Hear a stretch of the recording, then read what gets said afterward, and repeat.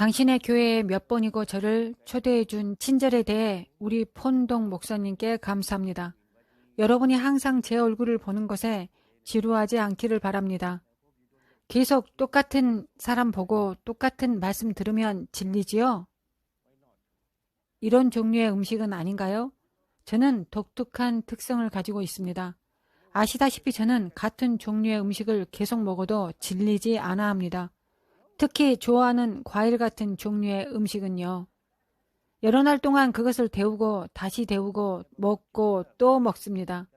저는 아버지로부터 물려받은 것이라 생각합니다.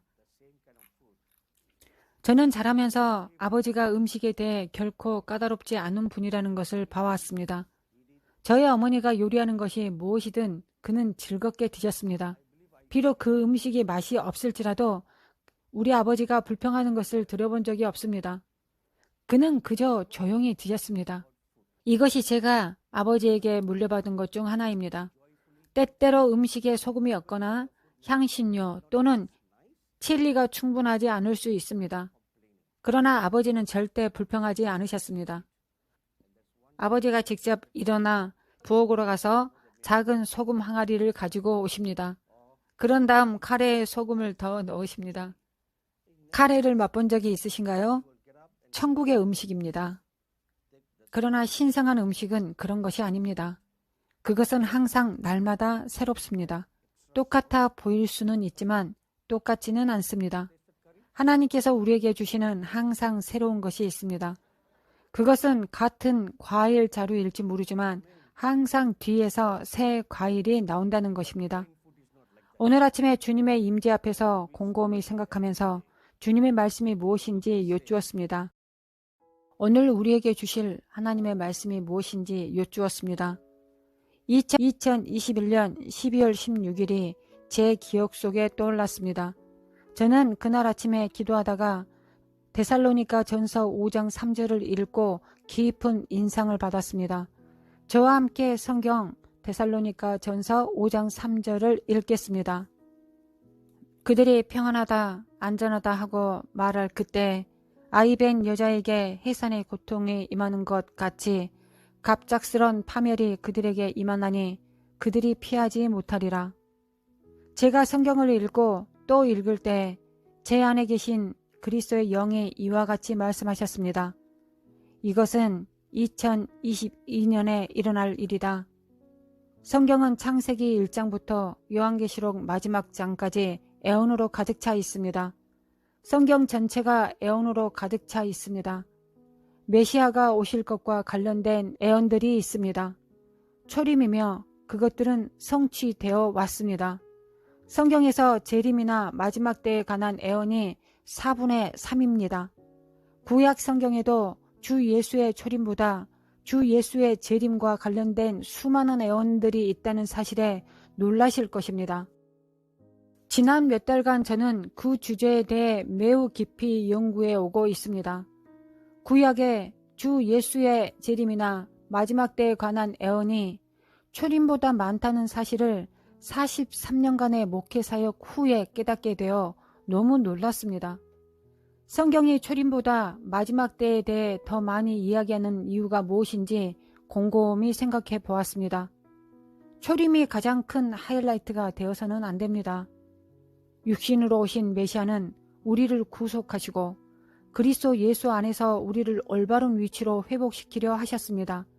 그것이 위대한 것이 되어야 한다는 것은 모두 동의합니다. 그러나 분명히 그것이 가장 위대한 것은 아닌 것 같고 가장 큰 것은 마지막인 것 같습니다. 저는 이것을 곰곰이 생각하면서 초림이 강조되지 않는 이유는 초림은 구속사역의 시작에 불과하고 끝이 아니라는 것입니다. 하나님의 궁극적인 목적은 우리를 자기와 화목해 하시고 죄가 오기 전 아담과 같은 위치에 있게 하시는 것입니다. 그것이 궁극적인 구속이요 십자가의 사역의 시작입니다. 그것은 여러분을 올바른 길로 인도합니다. 십자가의 사역 없이 주 예수 그리스도의 십자가의 희생 없이 당신을 올바른 길로 인도할 수 없습니다. 그것은 당신을 올바른 길로 인도하고 그 길을 걷는 방법을 당신에게 보여줍니다. 하나님의 이 은혜가 초림을 통하여 시작되었습니다. 저는 1978년 6월 1일에 주님을 영접했습니다.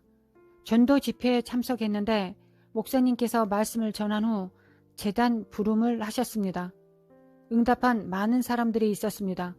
그들은 의자에서 일어나 앞으로 나갔습니다. 어떤 이들은 발코니에 앉아 있었고 의자에서 일어나 계단을 내려가 앞으로 나갔습니다. 저는 앞으로 나가지 않고 집으로 돌아가기 위해 일어났습니다. 힌두교에서는 3억 3천만 신들을 숭배하기 때문에 3억 3천만 신이 있는데 왜 우리가 또 다른 신이 필요한가? 서양에서는 하나님이 계시다는 복음을 전해야 합니다. 그러나 동양에서는 하나님이 계시다고 전하지 않습니다. 어떤 하나님이신지를 전해야 합니다. 왜냐하면 우리는 이미 신들이 있다는 것을 알고 있기 때문입니다.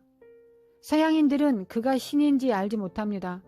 그래서 서양에서는 물질적인 것 이상의 하나님이 계시다고 전해야 하지만 동양에서는 그런 식으로 전하지 않습니다.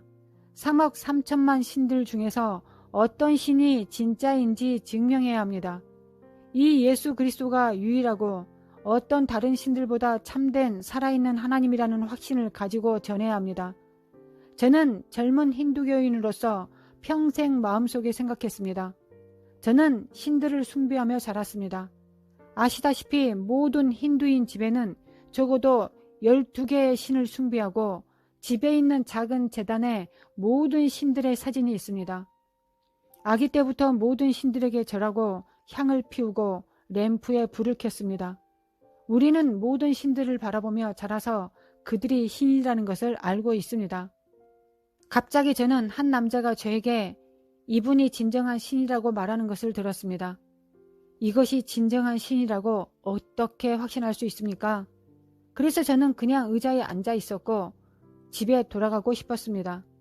만약 제가 이 신을 받아들인다면 3억 3천만이라는 숫자가 불균등해진다고 생각했습니다.